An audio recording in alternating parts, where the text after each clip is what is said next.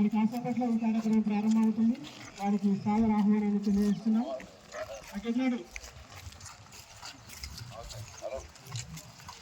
అంతర్జాతీయ యోగా దినోత్సవం ఈరోజు ఉస్మానాబాద్లో ఎల్లమ్మ చెట్టు ఎల్లమ్మ చెట్ట చెరువు కట్టబడినటువంటి అంగరంగ వైభవంగా ప్రశాంతమైనటువంటి వాతావరణంలో చల్లటి గాలి వాతావరణం కూడా మనకు అనుకూలించింది. కాబట్టి ఈ కార్యక్రమాన్ని మనందరం విజయవంతంగా నిర్వహిస్తున్నాం.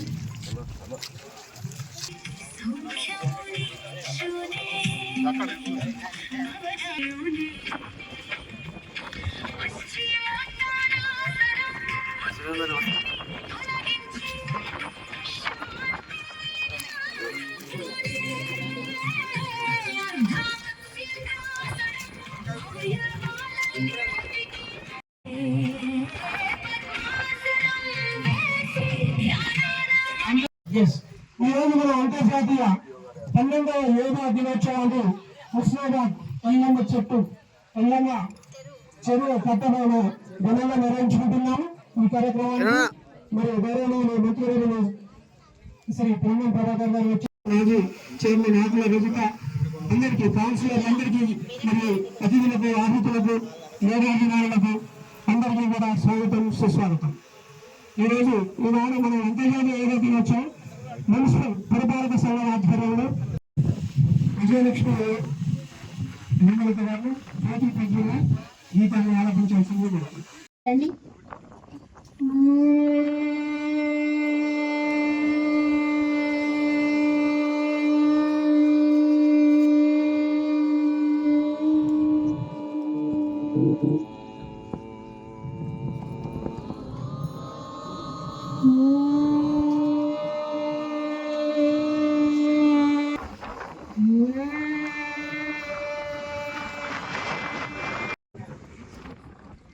పన్నెండు వేల సంవత్సరాల కంటే ముందు నుంచి కూడా పురాతన సందర్భాల్లో కూడా యోగా అనేటువంటి భారతీయ సంస్కృతిలో జీవిత భాగం.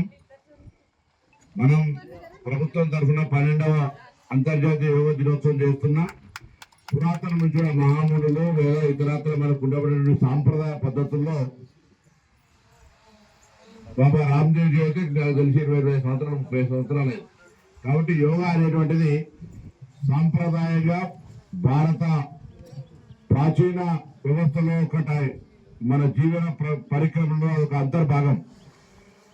యోగా సందర్భంగా మన హుస్నాబాద్ అగ్రభాగాన ఉండాలని యోగాలో అత్యున్నతమైనటువంటి అంటే ఆ ఒక్క సూర్య నమస్కారం చేస్తే మొత్తం శరీరం అంతా కూడా మరి యోగా చేసినట్టే అనేటువంటి దాని కొరకు ముందు 6 పెడితే దాని తర్వాత 12 సూర్య నమస్కారాలు 12కి సంబంధించినటువంటి ఒక చిత్రాలను అక్కడ విగ్రహాలను అక్కడ మనం హుస్నాబాద్ లో పెట్టుకుంటాము. దాని ఉద్దేశం అందరూ కూడా యోగా పట్ల ఇన్స్పైర్ కావాలనేటువంటి ఆ ఇన్స్పైర్ కావాలనే ఒకవైపు క్రీడలు మరొక వైపు యోగా శరీరానికి సంబంధించి సూర్య నమస్కారం అత్యున్నతమైనది.